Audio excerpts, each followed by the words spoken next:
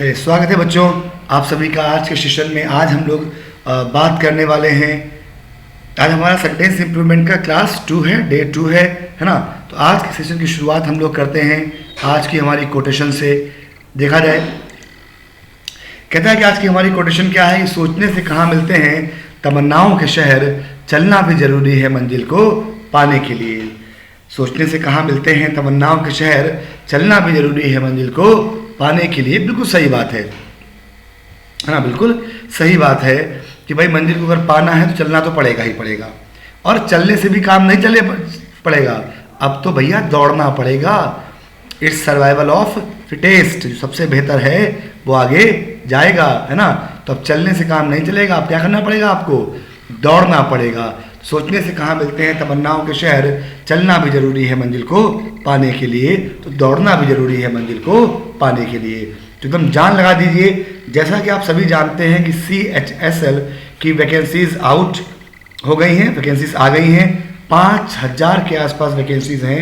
जो इस बार आपका बढ़िया एग्जाम होता है CHSL का 10+2 लेवल का, यानी कि इंटर लेवल जो बच्चे +2 पास आउट हैं, 12th पास आउट हैं, वो सभी बच्चे इस फॉर्म को भर सकते हैं। बढ़िया एग्जाम है। देखिए जरा, तो CHSL 10+2 नोटिफिकेशन आउट। कुल पद कितने हैं? 5000 वैकेंसीज हैं। जो डेट है जहाँ से जब से अनाउंसमेंट है 6 तारीख से आप फॉर्म इसका भर सकते हैं। 6 नवंबर से इसका फॉर्म आप भर सकते हैं। लास्ट डेट क्या है? 15/12 इसका अंतिम तिथि है। और जो एग्ज़ाम है वो कब होगा आपका? 12 अप्रैल से 27 अप्रैल तक, यानी कि नवंबर, दिसंबर, जनवरी, फरवरी, मार्च, अप्रैल, 6 मंथ का समय आपके पास है। कितना टाइम है आपके पास? अभी 6 मंथ का समय आपके पास है। 100% अगर सिलेक्शन आप चाहते हैं, 100% सिलेक्शन चाहते हैं तो अभी से लग जाइए। विश्वास रखिए 6 महीने बाद आप अधिकारी होंगे, अगर आपने मेहनत करी तो। नहीं करी तो बम भोले। बिना मेहनत कोई विकल्प नहीं है ना। निर्मल बाबा कहीं नहीं आते कि बेटा तीखा समोसा खाना, पुदीने चटनी में लगा कृपा बरसेगी। कृपा बिल्कुल नहीं बरसेगी। कृपा तभी बरसेगी जब आप मेहनत करेंगे। तो 6 महीने समय आपके पास है, एकदम जान लगा दीजिए बिल्कुल। चलिए स्टार्ट करते हैं आज का सेशन। हम लोग सेंटेंस इंप्रूवमेंट का पहला क्वेश्चन कहता है कि a new lesson had been taught us by our teacher. A new lesson had been taught us by our teacher. अब देखिए यहाँ पर क्या होगा? हैज़ बीन टॉट अस नहीं, हैविंग बीन टॉट अस नहीं, टॉट टू अस।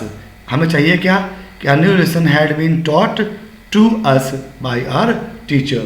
तो to कहाँ दिया हुआ है ये ढूंढना होगा। A new lesson had been taught to us by our teacher. तो हैज़ बीन टॉट अस नहीं, having been taught to us, तो हैविंग बीन तो वैसे नहीं होगा, ठीक। Had been taught to us, C is the correct answer. तो a new lesson had been taught to us by our teacher, ठीक है। चलिए अगला देखिए। अगला क्वेश्चन कहता है कि even though it rains so hard, even though it rains so hard that whole Charleston is drowned, I would still go out. अब देखिए यहाँ पर कहता है, एक तरफ कहता है कि इट रेन्स सो हार्ड, है ना, बहुत तेज बारिश हुई, बहुत तेज बारिश होती है, फिर भी मैं बाहर चला गया, फिर भी बाहर गया। तो ऐसे स्टेटमेंट में यानी कि दोनों तरफ क्या है? कॉन्ट्राडिक्टरी स्टेटमेंट है। एक तरफ बारिश होती है बहुत ज़्यादा, फिर भी मैं बाहर चला गया, यानी कि दो अपोजिट सेंस के स्टेटमेंट्स को आपने कनेक्ट किया है। और जब भी दो कॉन्ट्राडिक्टरी स्टेटमेंट्स को आपको जोड़ना होता है तो वहाँ हम लोग क्या जोड़ते हैं? वहाँ पर हम लोग जो कंजंक्शन होता है वो होता है द कॉमा या ऑल्दो कॉमा, ठीक।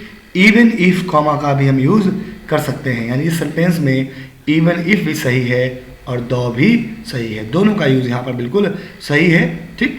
ये टाइपिंग एरर हो सकता है कि यहाँ पर द नहीं देना चाहिए था ऑप्शन में, लेकिन दिया है तो दोनों ऑप्शन बिल्कुल सही है, ठीक है। Even if it rains so hard that whole Charleston is drowned, I would still go out, ठीक है। क्लियर है सभी को? चलो अगला देखते हैं। जब भी कॉन्ट्राडिक्टरी स्टेटमेंट्स जोड़ने होते हैं तो the comma, although comma, for comma, but, nevertheless, however, despite comma, in spite of comma, इन सारे कंजंक्शंस का हम लोग यूज करते हैं, ठीक है। अगला क्वेश्चन कहता है if this had done in time, if this had done in time. ठीक, देखिए जो स्पेकुलेटिव जो केसेस होते हैं, है ना, जो हमारे स्पेकुलेटिव केसेस होते हैं जहाँ पर हम लोग स्पेकुलेशन दिखाते हैं, जहाँ पर हम लोग क्या दिखाते हैं, स्पेकुलेशन दिखाते हैं, तो उन कंडीशंस में क्या होता है कि हम सेंटेंस की शुरुआत इफ़ से करते हैं।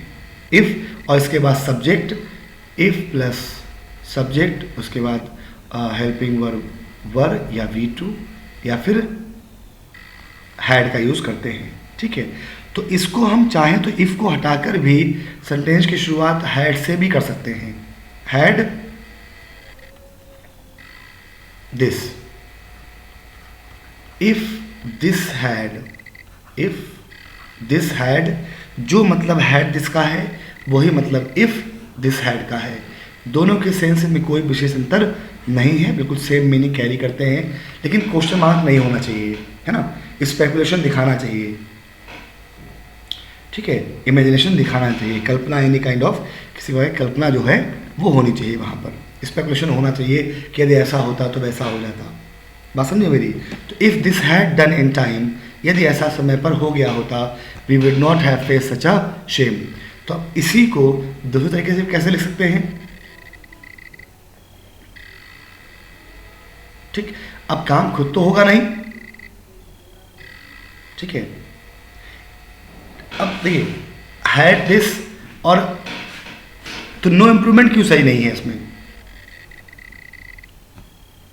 सोचने वाली बात यह है कि काम खुद तो होगा नहीं, सोचने वाली बात यह है काम खुद तो होगा नहीं।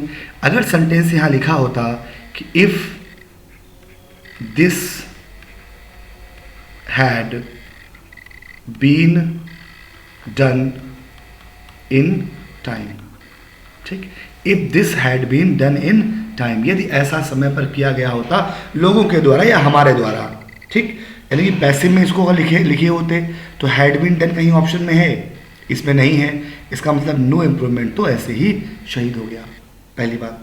ठीक, दूसरा हैड दिस डन, तो ये एक्टिव में है, होना क्या चाहिए था, पैसिव वाला स्ट्रक्चर आएगा, भाई काम खुद तो होगा नहीं, यदि ऐसा हो गया होता तो खुद थोड़ी हो जाए, कोई तो करेगा।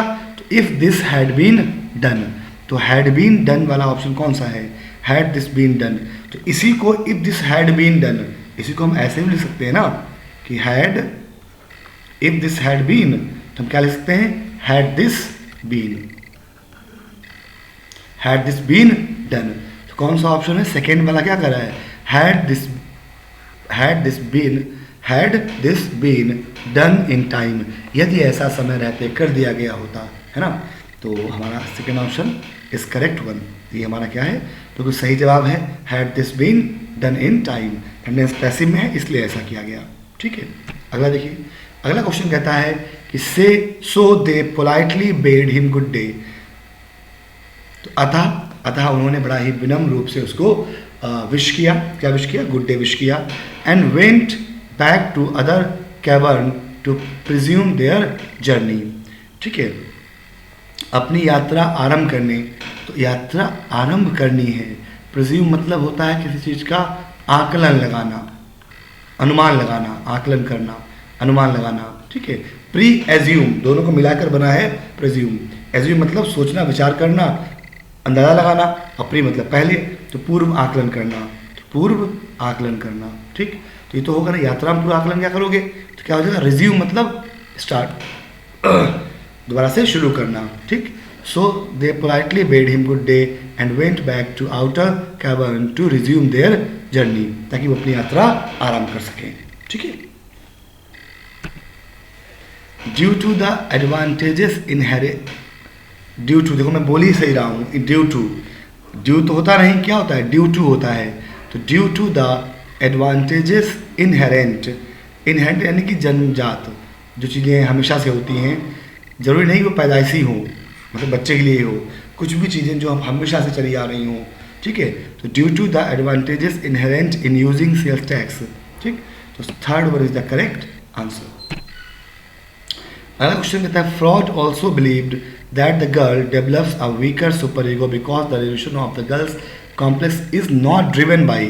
अब देखिए, गर्ल सिंगुलर है, ठीक।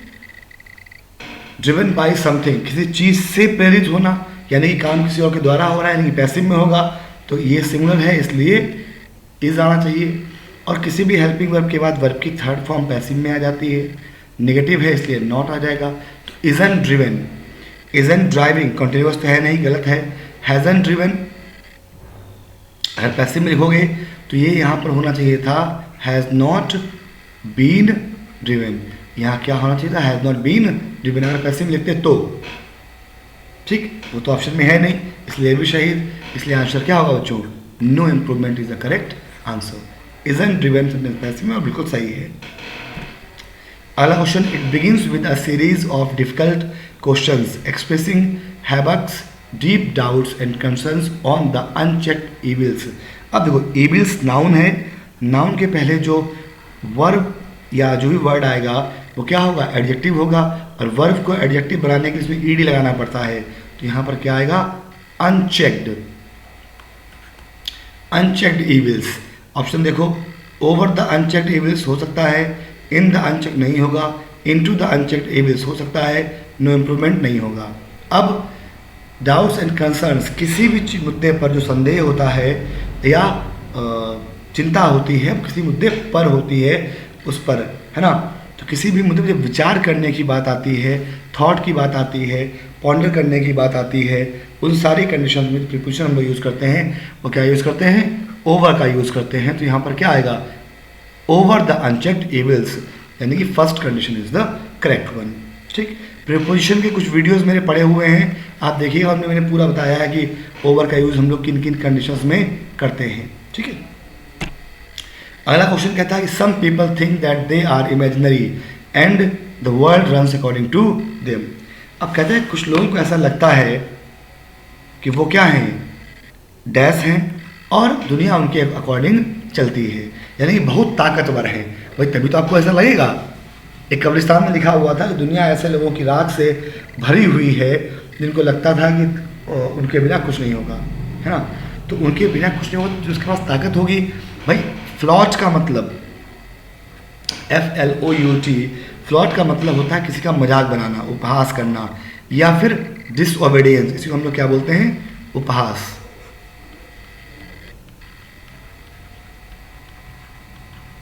डिसओबीडियंस, अवज्ञा, हिंदी में इसको और क्या बोल सकते हैं, अवज्ञा भी बोल सकते हैं, है ना, डिसओबीडियंस यानी कि अवज्ञा।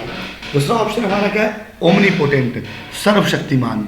भैया तो सर्वशक्तिमान आप खुद को, पोटेंट मतलब ताकत, ओमनी मतलब सर्व, तो सर्वशक्तिमान आप हैं तभी तो आपको लगेगा कि दुनिया हमारे हिसाब से चलती है ना। फ्ले मतलब तो लूटना होता है, जैसे फ्ला पढ़ते हैं, इसको फ्ले नहीं पढ़ते, लूटना, फ्ला पढ़ते हैं, इसका मतलब लूटना होता है। एक FLAW होता है, फ्ला मतलब दोष, फ्लॉप, ठीक है, तो एक फ्ले, यही इसको भी फ्ला पढ़ते हैं, FLA, फ्ला तो लूटना, ठीक। तो क्या होगा, omnipotent, second is the correct answer, ठीक है। अगला, the stuntman put his life, अब देखो लाइफ इन डेंजर, दो फ्रेज होते हैं, लाइफ इन भोले डेंजर और लाइफ एट रिस्क, ठीक। अब यहाँ क्या है, लाइफ ऑन रिस्क नहीं, लाइफ एट रिस्क, सही हो गया, second is the correct answer, ठीक है। लाइफ इन रिस्क नहीं, life in danger at risk. अगला, enable or unwilling to come in grips with, unable or unwilling to come in grips with, देखो come in grips with, एक phrase होता है come to grips with, come to grips with,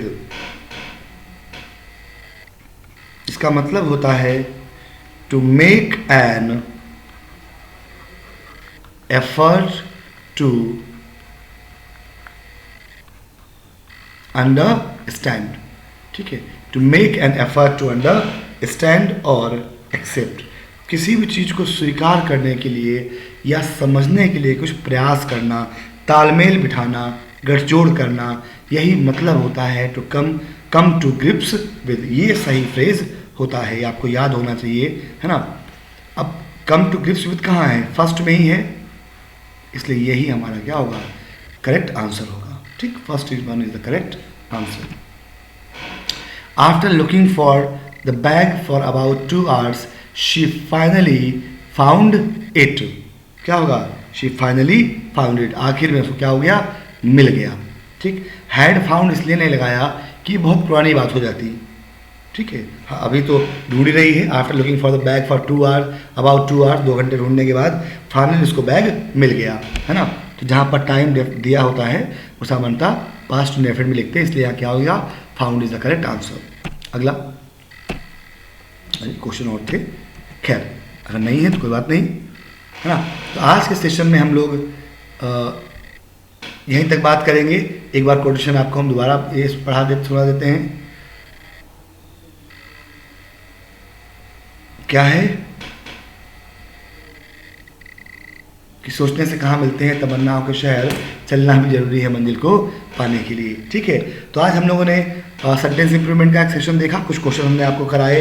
ठीक है, एकदम लग जाइए, तैयार हो जाइए, क्योंकि CHSL की वैकेंसीज आ गई हैं, नोटिफिकेशन आ गया है, उसकी तैयारी कीजिए। कहीं कोई डाउट होता है तो आप कमेंट में पूछते रहिएगा, मैं रिप्लाई करता रहूँगा। ठीक है, बढ़िया से बढ़िया, आगे बढ़िए, आपका दिन आपका जीवन मंगलमय हो।